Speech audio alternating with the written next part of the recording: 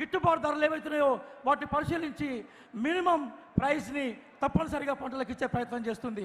Congress party అధికారంలోకి వస్తే శ్రామిక్ న్యాయ పేరు మీద ఈరోజు ఏదైతే మనకి తెలంగాణ పల్లెల్లో భారతదేశంలో ప్రధానంగా గ్రామీణ ప్రాంతాల్లో పనికి ఉపాధి కల్పన ఎట్లయితే తీసుకొచ్చిందో కాంగ్రెస్ పార్టీ అధికారంలోకి వస్తే పట్టణ ప్రాంతాల్లో కూడా ఆ పని చేసే ప్రయత్నం చేస్తుంది. అట్లాగే మహిళా ఇస్సేదార్ అనే పేరు మీద మహిళలకి, నారీ ఇస్సేదార్ అనే పేరు మీద మహిళలకి కేంద్ర ప్రభుత్వ ఉద్యోగాల్లో 50% రిజర్వేషన్ని కాంగ్రెస్ పార్టీ వాగ్దానం చేస్తుంది.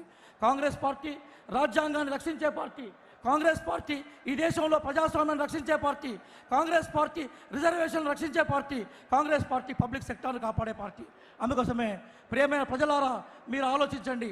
ధనవంతులకు అనుకూలంగా ఉన్న బీజేపీ ఎన్డీఏ వైపు పోదామా, పేద పేదలకు అనుకూలమైన కాంగ్రెస్ వైపు పోదామా మనం ఆలోచించుకోవాలి. అదే నేపథ్యంలో బీఆర్ఎస్కు ఓటేస్తే మురిక్కాలలో వేసిన విషయాన్ని మనం గుర్తుపెట్టుకోవాలి. ఎందుకంటే బీఆర్ఎస్ కేంద్రంలోకి ఎంపీలను పంపినా కూడా వాళ్ళు ప్రభుత్వాన్ని ఏర్పాటు చేసేది లేదు, ప్రభుత్వంలోకి వచ్చేది లేదు, పరిపాలన వాళ్ళు కొనసాగించేది లేదు. కాబట్టి మనం ఈ ఓట్లలో బీఆర్ఎస్ అభ్యర్థికి ఓటేస్తే ఏం చేయలేం. కవిత గారిని ఇక్కడ మనం గెలిపిస్తే 5 ఏళ్లలో ఈ ప్రాంతానికి ఏం చేసిందో మనం చూసాం. అంతకుముందు ఎమ్మెల్యేగా వారు ఉన్నప్పుడు మొదలుకుంటే వాళ్ళ రాజకీయ ప్రస్థానంలో ఈ ప్రాంతం పట్ల వారి యొక్క అభివృద్ధి పనులు ఏవైతే మనం చూసాం.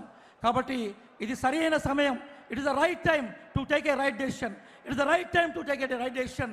రాహుల్ గాంధీ గారిని ఈ దేశంలో ప్రధానమంత్రి చేయడం కోసం, ఈ దేశంలో రాజ్యాంగం రక్షించడం కోసం, ఈ దేశాన్ని ధనవంతుల పరిపాలన నుంచి పేద ప్రజల వైపు తీసుకురావడం కోసం, ఈ దేశాన్ని నియంత్రిత శక్తుల నుంచి ప్రజాస్వామ్య శక్తుల వైపు తీసుకురావడం కోసము మనం కాంగ్రెస్ పార్టీని గెలిపించాలి. పరిక బలరాం నాయక్ గారు అంతకుముందు మినిస్టర్గా ఉన్నప్పుడు ఈ ప్రాంతంలో అనేక అభివృద్ధి పనులు చేశారు. త్వరలోనే వారు మినిస్టర్గా ఉన్నప్పుడు, ఎంపీగా ఉన్నప్పుడు ప్రధానంగా మహబూబాద్ నియోజకవర్గం, మహబూబాద్ పార్లమెంట్లో ఎన్ని రకాల అభివృద్ధి పనులు చేశాడో దానికి సంబంధించిన పత్రాన్ని మేము విడుదల చేయబోతున్నాం. పరిక బలరాం నాయక్ గారికి కేంద్రంలో అనేక సంబంధాలు ఉన్నాయి, అంతకుముందు మంత్రిగా పనిచేసే అనుభవం ఉన్నది.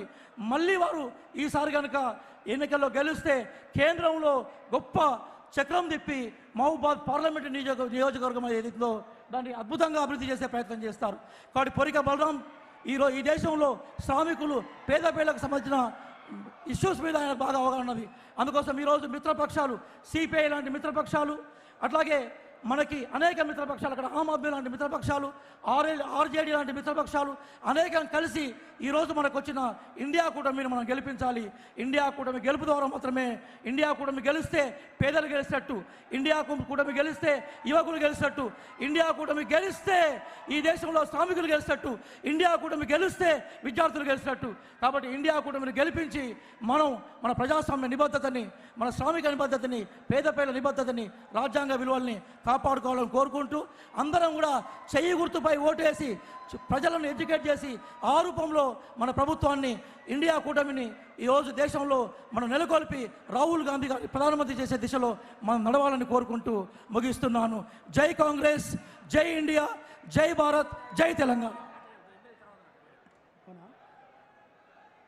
అన్న ప్రొఫెసర్ రియాజ్ అన్న చాలా చక్కగా చెప్పారు. అందరం ఇండియా కూటమి అయినటువంటి కాంగ్రెస్ పార్టీ ముఖ్య భూమికను పేస్తున్నటువంటి ఇండియా కూటమికి ఓట్లేసి మన ప్రియతమ నాయకులు రాహుల్ గాంధీ గారిని ప్రధానమంత్రిని చేయడమే మన ఏకైక లక్ష్యం. అందులో భాగంగానే మనం ఇక్కడ బలరాం నాయక్ గారిని భారీ మెజార్టీతోటి గెలిపించి మనం